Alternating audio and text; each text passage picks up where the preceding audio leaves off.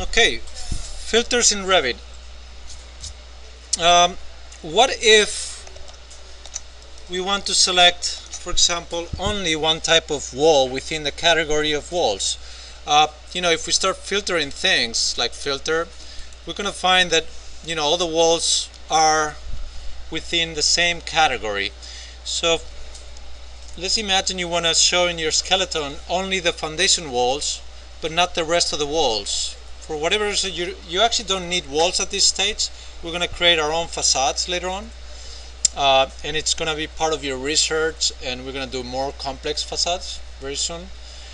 But let's imagine you have facades above ground, and then you have foundation walls underneath, and you want to just hide one type of wall and not all of them, no?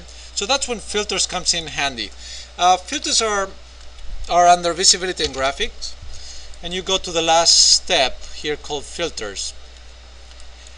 You can add filters here, and normally you will have nothing, or you have some of the default settings here, but you can edit or create new filters. So you press there and you say here new. You can create as many filters as you want. It's good obviously to give them a proper naming, such as foundation walls. Okay, so the name that you place to your filter will be to what it refers, as in the selection process. I want to select foundation walls, and I want to be able to hide and unhide foundation walls alone. No, I'll say OK. It appears there, and now there's a couple of options that we have to fulfill here. One of them is what category of objects you want to manipulate in terms of selection. What do you want to select from? So you go to walls, but this one could be actually anything: structural columns, could be pipes, furniture pieces, floor slabs, anything that you can think of as a categories will be here, obviously. Now we need to filter by.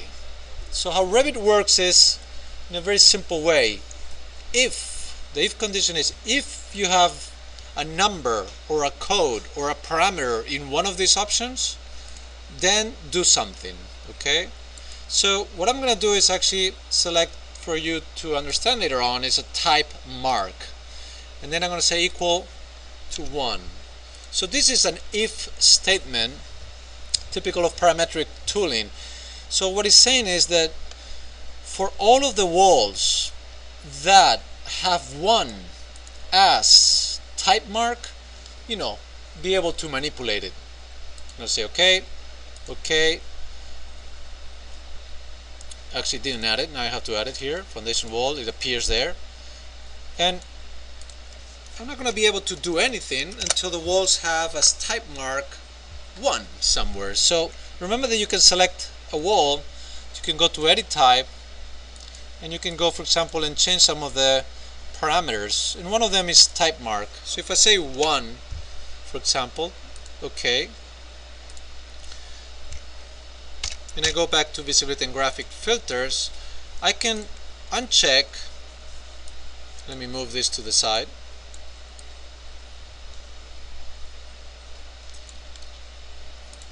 Say OK, and all of those walls are hidden. Not all of the walls, only those that have as a type mark the number 1. I'm going to go back, so explain it again. Again, this wall I assigned a type mark 1. So the second I change this, for example, to 0, my filter is not going to work. Okay, if I uncheck that, nothing's going to happen, because the filter needs of that number 1 in the type mark of that wall. Okay, so again, we need to set the type mark to be 1, so they disappear. No, so visibility and graphics, you can create as many as you want. You can uncheck, say OK, and then they appear. Visibility and graphics, now you can change it as if it was a new category within the categories.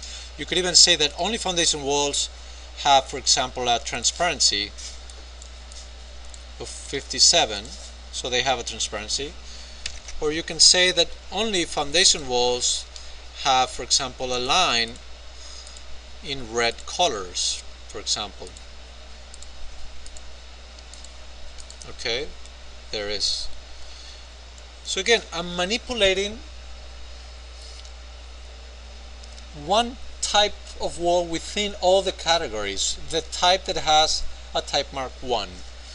Okay, now obviously we could have done it more tricky. Instead of type mark, it could have been any of the parameters that you can see. For example, it could have been the mark instead of the type mark. Let's actually do it for the mark. I'm gonna say nothing here. Okay, the filter automatically doesn't work, no, because it's actually expecting to have a 1 in type mark. So I'm gonna actually edit foundation walls, and instead of type mark here, I'm gonna say mark. There is. Say OK. Say OK. And now if I select the wall and change its mark to 1, only that specific wall is changed to red and transparent. Why? Because marks are actually not type parameters, but actually are properties parameters, no? So I can change individual marks, okay, yet keeping other ones with a different mark, like a 2. No, I can say this is a mark 2, but they're not going to change because the filter is not affecting them. But I could create another filter. Let's say add new foundation wall type 2 for whatever reason, and you're going to say now mark, sorry, I have to click wall, of course. I'm going to go to mark, and I'm going to say equal to 2. If the wall has a mark 2, then do whatever you want to do with it. Okay, so I'm going to say okay, it appears there. So all of the walls that have foundation, the mark 2, I'm going to say that the pattern is actually like red, and they're going to look like filled for whatever reason. Why not? There you go.